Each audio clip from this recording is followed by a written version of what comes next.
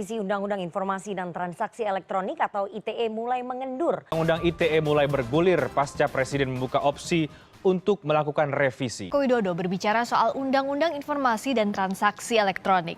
Presiden menyatakan kalau tidak bisa memberi rasa keadilan, undang-undang ini bakal direvisi. UU ITE singkatan dari Undang-Undang Informasi dan Transaksi Elektronik atau Undang-Undang Nomor 11 Tahun 2008 adalah undang-undang yang mengatur tentang informasi serta transaksi elektronik atau teknologi informasi secara umum. Undang-undang ini memiliki yurisdiksi yang berlaku untuk setiap orang yang melakukan perbuatan hukum sebagaimana diatur dalam undang-undang ini, baik yang berada di wilayah Indonesia maupun di luar wilayah hukum Indonesia, yang memiliki akibat hukum di wilayah hukum Indonesia dan atau di luar wilayah hukum Indonesia dan merugikan kepentingan Indonesia. Keberadaan UU ITE ini memang diperlukan dalam kehidupan manusia, terlebih lagi dengan adanya perkembangan zaman yang cukup pesat. Namun, dengan segala fungsi dan tujuan diundangkannya UU ITE, masih terdapat persoalan-persoalan dalam isinya. Sejak UU ITE disahkan, kasus-kasus pidana penghinaan yang melibatkan pengguna internet di Indonesia mulai naik secara signifikan. Dalam cuitan di media sosial 6 Februari lalu, Quick Gi menulis, "Saya belum pernah setakut saat ini mengemukakan pendapat yang berbeda dengan maksud baik memberikan alternatif. Langsung saja dibuzzer habis-habisan, masalah pribadi diodal-adil. Zaman Pak Harto, saya diberi kolom sangat longgar oleh Kompas. Kritik-kritik tajam, tidak sekalipun ada masalah." Selanjutnya ada kasus Prita Mulyasari. Kasus ini merupakan pertama kalinya UU ITE menelan korban.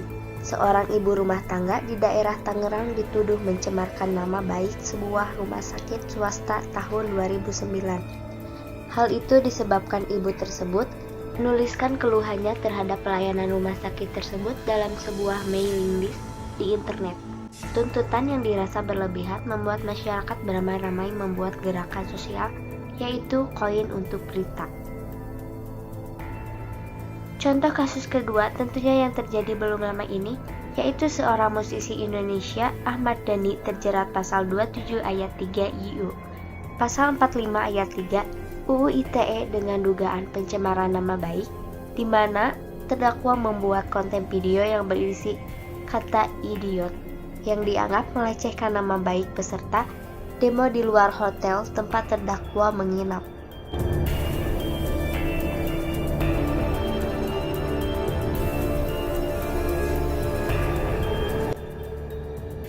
Revisi Undang-Undang Informasi dan Transaksi Elektronik UU ITE yang dianggap sebagai pasal karet. Dalam hal ini tentunya terdapat pro dan kontra. Menko Polhukam Mahfud MD berkisah tentang awal mula munculnya Undang-Undang dan Transaksi Elektronik UU ITE. Aturan itu disebut Mahfud banyak didukung pada awalnya. Dalam revisi tersebut, Mahfud pun seia sekata dengan Jokowi. Jika sekarang undang-undang tersebut dianggap tidak baik dan membuat pasal-pasal karet, mari kita buat resultante baru dengan revisi undang-undang tersebut. Bagaimana baiknya lah, ini kan demokrasi, kata dia. Anggota Komisi 3 dari fraksi PKS, Ahmad Dimyati Natakusuma, menyebut memang ada sejumlah pasal dalam UU ITE yang bersifat karet. Artinya, kata dia, penerapan pasal ITE tidak pasti. Jadi, Undang-Undang ITE itu memang banyak problem terkait dengan pasal-pasalnya.